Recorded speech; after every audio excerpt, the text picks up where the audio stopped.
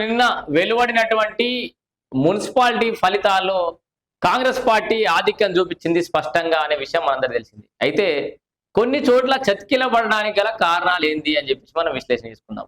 ఏంది ముఖ్యంగా కేసీఆర్ గారు ప్రాతినిధ్యం వహిస్తున్నటువంటి గజ్వేల్ నియోజకవర్గంలో గులాబీ జెండా ఎట్లా ఎగిరింది, గజ్వేల్ మున్సిపాలిటీలో కానీ అటు తూప్రాన్ మున్సిపాలిటీలో కానీ ఆ రెండు మున్సిపాలిటీలను బీఆర్ఎస్ పార్టీ ఎట్లా కైవసం చేసుకుంది. మరి ముఖ్యమంత్రి బయటకి రాడా, అయినా కూడా అవి కైవసం చేసుకోవడానికి కారణం ఏంది, అంత ఎఫర్ట్స్ పెట్టిరా, అంతా ఇంకా పేరుందా అనే క్వశ్చన్ మార్క్ అయితే చాలా మందికి వస్తుంది కదా. అక్కడ ఎవరు ఏం మిస్టేక్ చేసిరు, ఎవరు ఎట్లా గెలిచిరో చెప్పుకునే ప్రయత్నం చేద్దాం. దాంతోపాటు ఇటు దుబ్బాక నియోజకవర్గంలో కూడా దుబ్బాక మున్సిపాలిటీ కూడా బీఆర్ఎస్ పార్టీ కైవసం చేసుకుంది.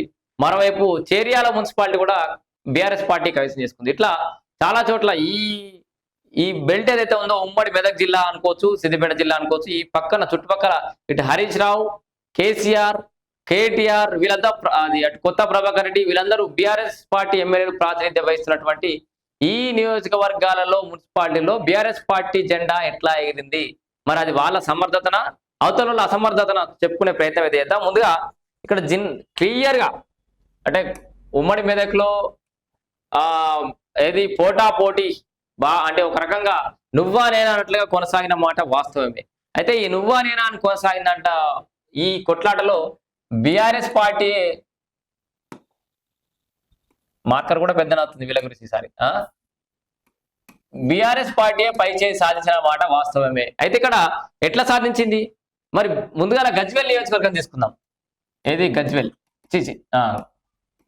గజ్వేల్ నియోజకవర్గం, గజ్వేల్ మున్సిపాలిటీ. సో ముఖ్యంగా గజ్వేల్ మున్సిపాలిటీ తీసుకుందాం.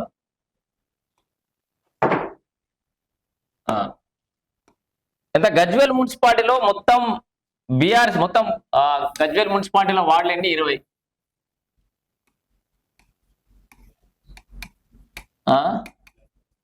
బ్లాక్ తీసుకోవాలా.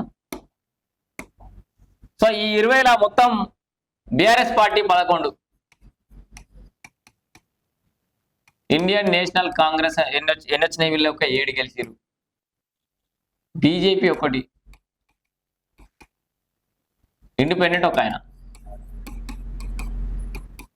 సో ఇట్లా 20 వార్డులలో బీఆర్ఎస్ పార్టీ క్లియర్ డామినేషన్ కనబరిచింది. ఇక్కడ కాంగ్రెస్ పార్టీ కూడా 7 దరిదాపులోకి వచ్చింది. అయితే ఇక్కడ గజ్వేల్ నియోజకవర్గం కూడా హంగ్ ఏర్పడే అవకాశం ఉండే, దరిదాపులో 1-2 సీట్లు అటు ఇటు తోటి కాంగ్రెస్ పార్టీ అధికారులు చేజిక్కించుకునే అవకాశం కూడా క్లియర్ గా ఉండే. ఈ 7తో పాటు కొన్ని వార్డులలో క్లియర్ గా ఇక్కడ డెసిషన్ మేకింగ్ లో కొంత మిస్టేక్ చేసింది కాంగ్రెస్ పార్టీ అనేది స్పష్టంగా కనబడ్డది మనకు అక్కడ.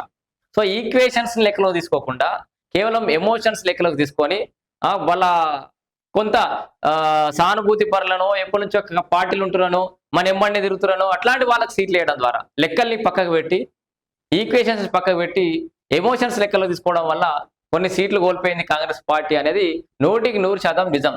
ఇక్కడ దాదాపు ఒక 4 నుంచి 5 వార్డులలో కాంగ్రెస్ పార్టీ ఇక్కడనే మిస్టేక్ చేసింది, సొంత స్వయంకృత అపరాధం. వాళ్ళు సీట్ల కేటాయింపులలో కొన్ని విషయాలు లెక్కలోకి తీసుకోకపోవడం వల్ల ఆ సీట్లను కోల్పోయింది. ఇక్కడ కాంగ్రెస్ లో ఇది గజ్వేల్లో కూడా కాంగ్రెస్ జెండా ఎగిరేసేది. ఇక్కడ ఏదో ఈ గెలిచిన 11 స్థానాలు బీఆర్ఎస్ పార్టీ ఏదో బంపర్ మెజారిటీతో గెలిచిందని కూడా అనుకోకూరి. అక్కడక్కడ కొన్ని చోట్ల వీళ్ళ రాంగ్ డెసిషన్స్ వాళ్ళకు కొంత కలిసి వచ్చినాయి. అండ్ ఈ ముంపు గ్రామాలు ఏవైతే ఉండే R&R కాలనీస్, ఆ బెల్ట్ మల్లన్న సాగర్ భూ నిర్వాసితులు వాళ్ళంతా హరీష్ రావు వస్తుండంటేనే బీఆర్ఎస్ పార్టీ నాయకులు వస్తున్నట్టేనే చెప్పులు ఇసిరి కొట్టి వాళ్ళని తరిమి కొట్టినటువంటి కార్యకర్తలు మరి బీఆర్ఎస్ పార్టీకి ఎట్లా అంటే జనాలు బీఆర్ఎస్ పార్టీకి ఎట్లా ఓట్లేసి గెలిపించారు అనే క్వశ్చన్ మార్క్ అందరికి వస్తుంది. సో అట్లా ఎంతో ఆవేదనతోటి ఎంతో ఆవేశంతో ఆ R&R కాలనీ వాసులు ఉన్నప్పటికీ కూడా వాళ్ళంతా కాంగ్రెస్ పార్టీ తరఫున బీఫామ్లు ఎక్స్పెక్ట్ చేసినప్పటికీ కూడా, ఎందుకంటే 5-10 ఏళ్ళు వాళ్ళు మమ్మల్ని సర్వనాశనం చేసి రాగం చేశారు, ఇక వాళ్ళకు మేము ఓట్లు వేయము, మా ముంపు గ్రామాలలో మాకే ఈ మా గురించి కొట్లాడిన వాళ్ళకే ఈ బీఫామ్లు ఇవ్వండి అని చెప్పి కొట్లాడినప్పటికీ కూడా అక్కడ వీళ్ళు సీట్లు ఇవ్వకపోగా పెద్ద దెబ్బనే జరిగిందని చెప్పుకోవచ్చు, పెద్ద నష్టం జరిగింది అక్కడ. సో అట్లా వాళ్ళేం బాగా బీఆర్ఎస్ పొట్టెత్తిరిగా ఓట్లు కొద్దలే, చాలా చోట్ల 10 నుంచి 20 ఓట్ల తేడాతో మాత్రమే గెలిచారు. అది కూడా 50 to 60 lakhs 50 నుంచి 60 లక్షలు ఖర్చు పెట్టుకొని మందుకు డబ్బుకి, ఎందుకంటే ఆర్ఎన్ఆర్ కాలనీస్ అంతా పాపం వాళ్ళకు ఉపాధి లేక రకరకాల చాలా వ్యసనాలకు ఇదైపోయి ఆగమైపోయి ఇండ్లు ప్రతి ఇల్లుకు లోన్లు పెట్టుకొని చాలా దీనావస్థలకైతే వెళ్ళిపోతున్నాయి ఆర్ఎన్ఆర్ కాలనీస్ గజ్వెల్ మున్సిపాలిటీలో. వాళ్ళ వీక్నెస్ ని ఆసరాగా చేసుకున్నటువంటి బీఆర్ఎస్ పార్టీ నాయకులు గతంలో వాళ్ళు దోచుకున్న పైసలన్నీ కూడా మళ్ళా ప్రజల మీద కుప్పించి మందు డబ్బు వెదజల్లి అక్కడ కొన్ని చోట్ల గెలిచిర్రు. ఆ రకంగా గజ్వెల్ మున్సిపాలిటీ బీఆర్ఎస్ పార్టీ ఖాతాలోకి పోయింది. దాంతోపాటు తూప్రాన్ ఇదే గజ్వెల్ నియోజకవర్గానికి సంబంధించి మరి అక్కనే డిసిసి ఉంటారు, డిసిసి నాయకులు ఆంగ్సార్ రెడ్డి గారు. సో డెసిషన్ మేకింగ్ లో వాళ్ళ తండ్రి సలహాలను పాటించిందా పాటించలేదా భగవంతుడి కెరక. మొత్తానికైతే ఇటు గజ్వెల్ మున్సిపల్ కానీ అటు దుబ్బాక మున్సిపాలిటీ కానీ అదేంటి తూప్రాన్ మున్సిపాలిటీ కానీ రెండు మున్సిపల్లో కూడా బీఆర్ఎస్ పార్టీ జెండా ఎగిరింది. ఇక్కడ ఏంది తూప్రాన్లో మొత్తం 16 తూప్రాన్లు ఎన్ని ఉన్నాయి?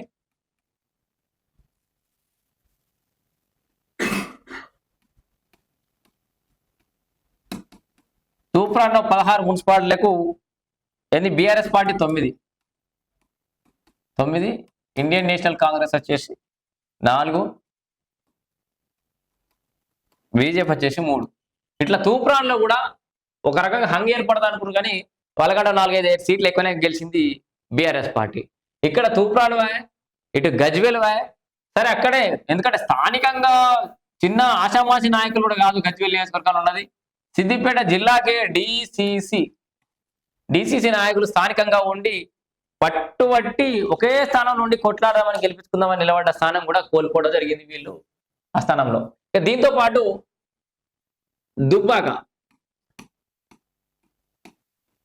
దుబ్బాకలో చెరుకు శ్రీనివాసరెడ్డి గారు ఇక 2.0 చూస్తారు నన్ను ఇప్పటి నుంచి. నేను ఇక 2.0 3.0 అన్నాడు చెరుకు శ్రీనివాసరెడ్డి. 2.0 లేదు, 3.0 లేదు, అసలు ఆ గదే మిగిలింది. ఇట్లా 2.0 అన్నాడు కానీ పాపం 2 మలిగిపోయింది. గదే ఓనే 0నే మిగిలింది ఒక రకంగా. అటు రఘునందర్ రావు కూడా ఇక రాష్ట్ర స్థాయిలో ఏమంటారు చూడు ఉట్టికేయగలిగినమ్మా స్వర్గానికి ఏగే ప్రయత్నం చేసింది అన్నట్టు దుబ్బాకలనే పరిస్థితి ఇంకా సర్దుమనగలేదు. ఎందుకంటే అక్కడ ఆయన ప్రభావం కోల్పోతుండు. అట్లాంటి తరంలో రాష్ట్ర స్థాయి నాయకత్వం అని రాష్ట్ర స్థాయిలో తిరుగుతామని ఆగమాగం ఏదై దుబ్బాకలో ఉన్నది పోయింది. ఇప్పుడు ఆఖరికి కౌన్సిలర్ కూడా పెద్దగా గెలిపించుకోలేని పరిస్థితిలో దుబ్బాక పోయింది. అది అక్కడ దుబ్బాకలో ఎన్ని బీఆర్ఎస్ పార్టీకి 11, ఇండియన్ నేషనల్ కాంగ్రెస్ కి 4, బీజేపీకి 2, అదర్స్ ఒక 3 గెలిచారు. ఇక్కడ కూడా మొత్తం ఈ దుబ్బాకలు ఉన్నటువంటి ఈ 20 వార్డుల్లో ఎన్ని వీళ్ళంతా ఎట్లా గెలిచి చూడు. BRS 11, Congress 4, BJP 2, others 3. ఇట్లా దుబ్బాక మున్సిపాలిటీ కూడా బీఆర్ఎస్ పార్టీ కైవసం చేసుకుంది. ఎక్కడ కూడా కేవలం మిగతా వాళ్ళ అసమర్థత వల్లనే బీఆర్ఎస్ పార్టీ గెలిచింది. బీఆర్ఎస్ సమర్థత వల్ల కాదు, వాళ్ళ శక్తి వల్ల కాదు, వాళ్ళ యుక్తి వల్ల కాదు అనేది క్లియర్గా గుర్తుపెట్టుకోవాలి. దాదాపు ఒక 700 స్థానాలలో మేము గెలిచాము అని ఫిగర్ ఏది పెద్ద కనబడుతో అది చెప్పుకుంటారు బీఆర్ఎస్ వాళ్ళు. హరీష్ రావు ముఖ్యంగా తన్నీరు హరీష్ రావు చెప్తుండే 700 స్థానాలలో మేము గెలిచినాం. నువ్వు 700 స్థానాలనేమో మీరు గెలిచినేమో 700 స్థానాలని చెప్తావు. కాంగ్రెస్ పార్టీ గెలిచినేమో 80-90% అంటూ 80-90% కూడా గెలవంతది ఒక గెలిపేనా? నీ చెప్పేదో 700 సీట్లు అనేది అవి ఏ రకంగా నీకు ఎంత పర్సెంటేజ్ అయితే చెప్పత్తలే నీకు, నీది ఏ మూలకైతే. సో ఇట్లా ఈ యొక్క దాని ఏమంటారు చేర్యాల మున్సిపాలిటీ. సో చేర్యాల కూడా బీఆర్ఎస్ కైవసం చేసుకుంది. కొమ్మూరి వాళ్ళందరూ ఉంటారు కదా. చేర్యాలలో ఎన్ని 12 వార్డులు మొత్తం. దాంట్లో బీఆర్ఎస్ పార్టీ ఏమో 7, ఇండియన్ నేషనల్ కాంగ్రెస్ ఏమో 5. ఇక్కడ కూడా బీఆర్ఎస్ పార్టీ కైవసం చేసుకుంది. ఇక ముఖ్యంగా ఇక జర ఆశాజనకంగా ఉన్న ఫలితాలు ఏడున్నాయి అంటే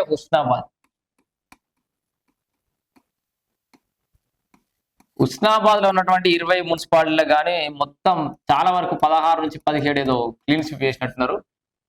పొన్నం ప్రభాకర్ గారు స్థానికంగా మంత్రి ఉన్నాడు కాబట్టి ఆయన ప్రభావవంతంగా శక్తివంతంగా పనిచేసి అన్ని మున్సిపాలిటీలో అన్ని వార్డులు కూడా కైవసం చేసుకోవడం జరిగింది. ఇక్కడ క్లియర్ గా వీళ్ళంతా బీఆర్ఎస్ పార్టీ శక్తి కాకపోయినా కాంగ్రెస్ పార్టీ యుక్తులు ఫెయిల్ కావడం వల్ల వాళ్ళ అంచనాలు తప్పడం వల్ల, వాళ్ళ డెసిషన్ మేకింగ్ లో తప్పడడుగు వేయడం వల్ల బీఆర్ఎస్ పార్టీ ఈ స్థానాల్లో గెలిచింది. సో ఏదేమైనా మెదక్ జిల్లాలో పోటాపోటీ ఏం కాదు, బీఆర్ఎస్ పార్టీ ముందంజలో ఉంది. పోటా అని కూడా చెప్పుకోవద్దు. చాలా వరకు క్లియర్ గా ఉమ్మడి మెదక్ జిల్లా కానీ, సిద్దిపేట జిల్లా కానీ, అటు తూప్రాన్, గజ్వెల్, దుబ్బాక, చేర్యాలలో స్పష్టమైన ఆధిక్యత కనబరిచింది. స్పష్టంగా బీఆర్ఎస్ పార్టీ అక్కడ గెలిచింది కాంగ్రెస్ పార్టీ అసమర్థత వల్ల.